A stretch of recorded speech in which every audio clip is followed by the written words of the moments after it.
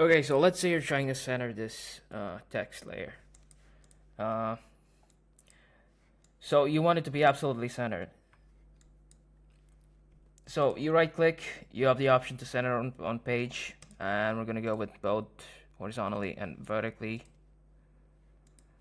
But it is so your layer is centered, but the text within your layer within the text area is not centered.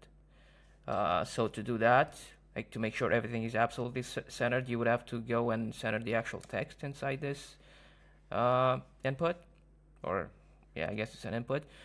The way you do it is you go to a line and you center it horizontally, and then you also have to center it vertically, because as you can see, it is right now it's centered at the top.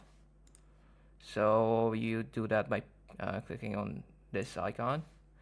Now we're gonna have to do the vertical centering again. So right now, uh, your text layer is centered exactly in the middle of the screen. So that's how you do it.